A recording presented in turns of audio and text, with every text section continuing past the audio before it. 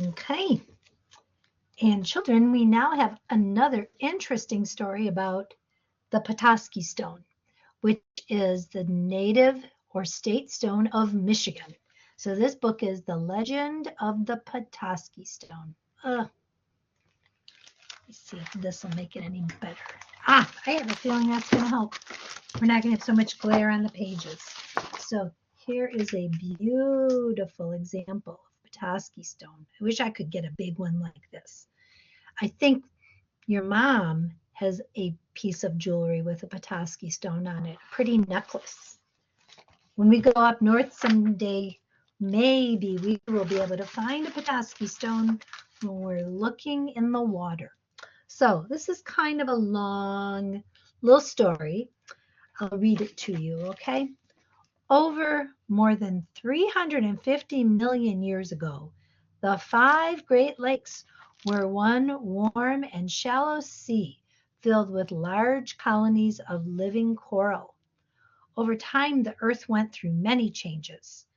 Ice ages came and went, and as the Pleistocene glaciers scoured the region, they plucked this petrified coral from the bedrock and scattered it primarily through northern Michigan in the form of fossilized coral, as we have come to know Petoskey stones or Hexagonaria pericarnata. So, Petoskey stones are fossilized coral. For more than 100 years, Petoskey stones have been beloved treasures from northern Michigan. In this story, we learn the connection between them and Ignatius Petoskey. Ignatius Petoskey, as he became known later, was born Bedosige, which through time became Petoskey, which was later anglicized into Petoskey. We're going to learn what kind of ethnicity he was, but I'll betcha I know. I think he was probably an indigenous person or a Native American.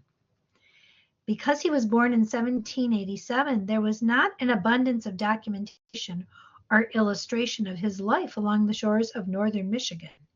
However, this information that remains does help to create a picture of his successful life and how he was named beneath the rays of the rising sun. In my version of this story, which is where legend and history meet, I hope you discover the beautiful richness of his life and find special meaning in every Petoskey stone. So I'm going to show you this pretty picture while I read the back pages. A father and his son were walking along the beach, searching for Petoskey stones. They looked through rocks that had washed up near the water's edge. They sifted through sand and pulled stones from the shallows of Lake Michigan. The father was watching the water roll towards shore when all of a sudden a wave splashed at his feet. It was then that he spotted the wet, gray stone. It was round and smooth, and it had a beautiful sunburst pattern on it. As he plucked it up from the sand, he asked his son, "Has anyone ever told you the story about the Petoskey stone?" "Well, I'm just looking to see which one of these it could be. Maybe it's this one that he's reaching for." Well, we'll see, right? So now I've opened the whole thing up for you, and I'm going to go here to read it. Long ago in 1787, an Ottawa princess and her husband were leaving their winter home. He was a French fur trader who had been welcomed into her tribe as an honorary chief, and he had worked through the winter collecting furs in an area we now call Chicago. So the princess was from the Ottawa tribe. But when spring arrived, it was time for them to travel back to their summer hunting grounds along the shores of northern Lake Michigan. Beautiful canoe.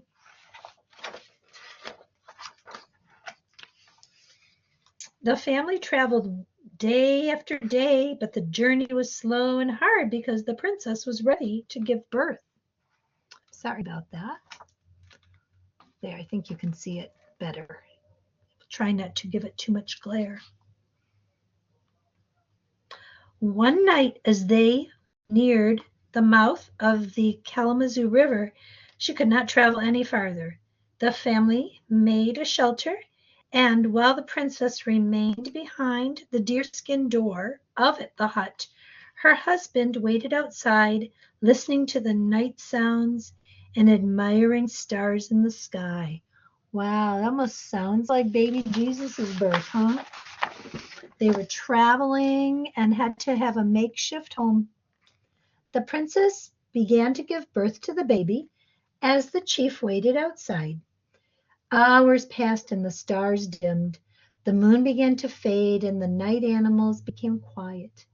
But then, as it became almost silent, only moments before the sun was ready to rise, the joyous cry of a newborn child filled the woods and echoed over the water.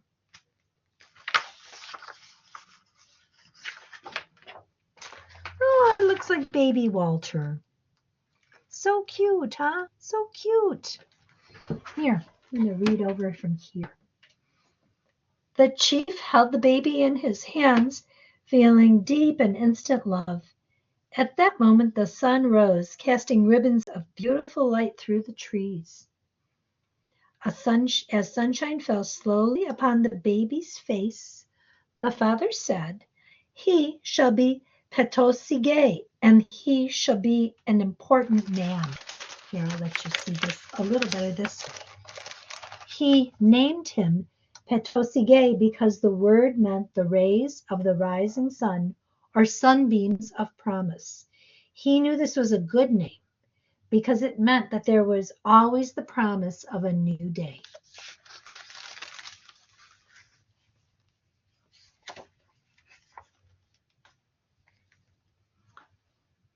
Look at the little baby, and there's their hut.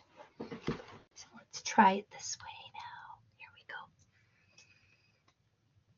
As his father adored him, Petoskey was bathed in the most beautiful morning light, and it seemed as if the nearby lakes, rivers, and forests whispered his name in approval.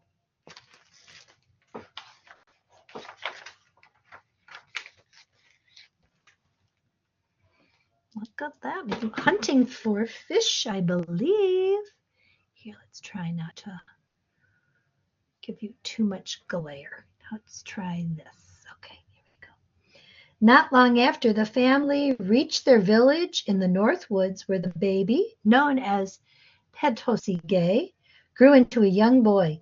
He loved to play in the lake and could easily catch the biggest and best fish with a spear. That must be hard. It's harder to catch it with a spear, I think, than with a fishing pole. And here he is. Take a break, man. Let me move this light out of the way a little bit. See if we can not have so much glare. It's driving me a little nuts. Look at that. What is he doing? He's hunting for deer, isn't he? Petoskey also liked to hunt for food. He would walk quietly through the woods, and always, when he found his game, he was thankful and useful with it. So he didn't waste anything. He thanked nature. Look, it is winter in Michigan. And when the snow arrived, Petoskey went in search of animals for their fur. Furs would keep his family warm or be traded for goods. He set traps and snares in the forest and grew better at the challenge every year. So he's got a bunny and he's wearing snowshoes.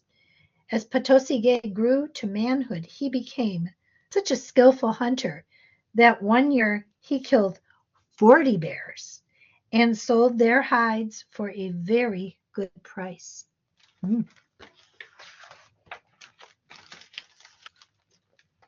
Looks like a very pretty fall day riding down the river, doesn't it? Very pretty fall day. So let you see this while I'll read this. One time, so sorry, Marin, still trying to figure this out. Petoskey became a fur trader like his father had been. He traveled by water to Indian villages collecting furs. He piled his birch bark canoe high with pelts and raised a sail made from an old blanket. As it gathered breeze and pushed him along, he sailed through an inland waterway to the east side of Michigan.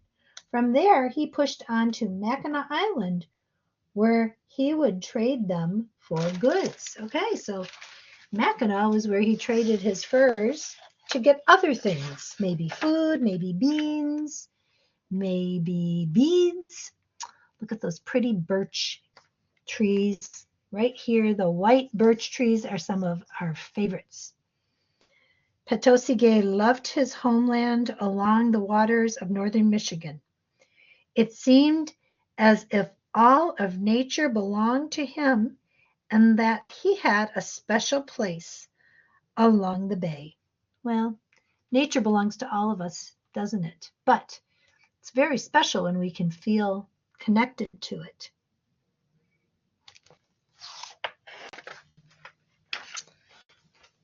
Oh, lovely. Look at the birch trees again. And maybe that's his mom up on the top there with his father. Eventually, oh, no, that's Petoskey and his family now. He's a grown man. Petoskey married and became a father. He was now a head man, which meant that he was third in line of his tribe. This was a place of honor, one that he earned through his intelligence and fairness. Over the next years, Petoskey was such a successful trader and hunter and farmer, that he was able to purchase land near a beautiful river that danced like a ribbon through the forest and flowed right into the big lake. The big lake, probably Lake Superior. It was known as the place where bears walked beside the flowing waters, and Petoskey liked it very much. Yep, there's a bear.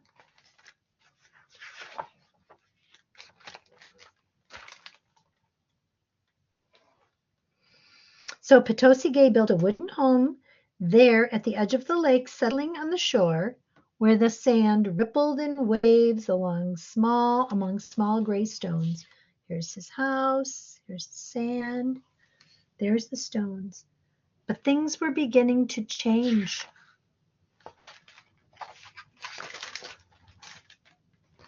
See, it's nighttime. There's his house, but there's other houses, right? A town was beginning to grow in the area near Petoskey's home. Pioneers came from the east to build homes deep in the woods. Farmers came to plow long stretches of grass into farms. Business people came to build lumber mills and stores.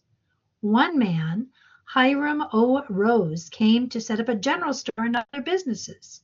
He quickly became friends with Petoskey and began to call him Chief Petoskey as a sign of respect.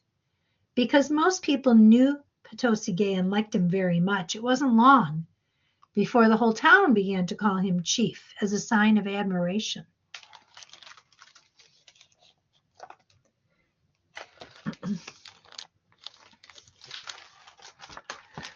But the growing area needed an official name. One night, several people gathered to choose just the right one. Sorry about that. There, can you see that better now? How's that? Looks like we're going to name the town something, right? That's a little better. It didn't take long for everyone to agree that it should be named Petoskey, after Chief Petoskey. True to the words his father spoke the moment he was born, Chief Petoskey was becoming an important man by lending his name to the town he loved. And in return, Reads-Petoskey was loved by all. So change the name from Petoskey to Petoskey.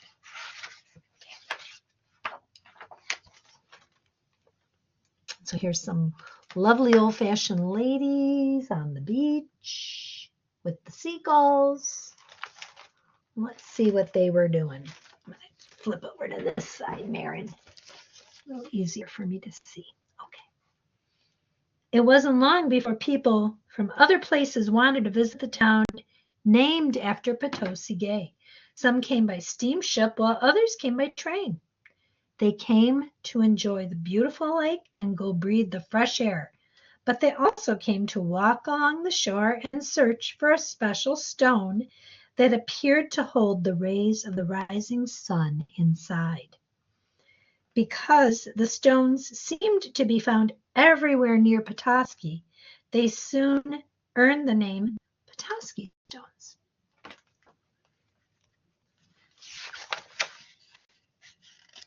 Here is the special stone that father saw on the shore. The father shifted the stone from one hand to the other, admiring the sunbursts made so long ago.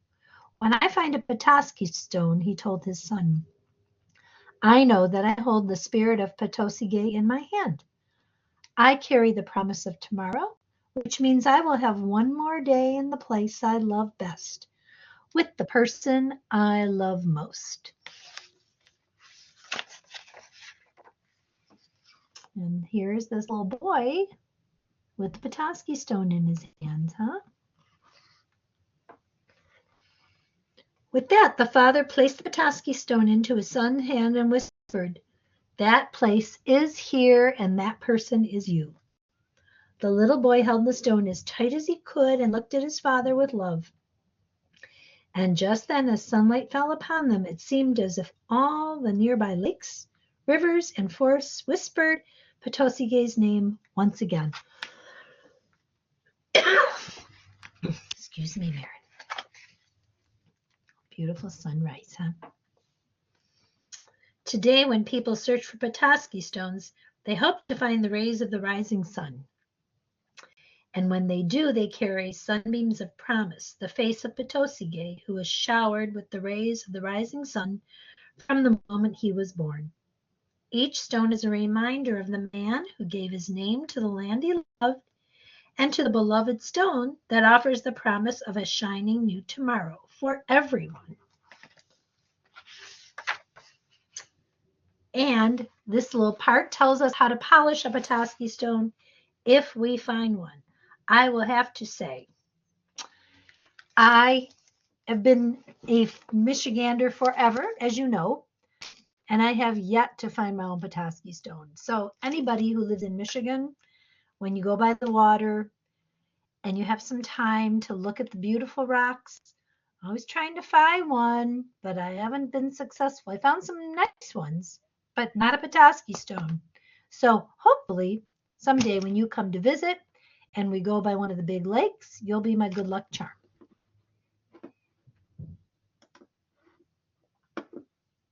Love you.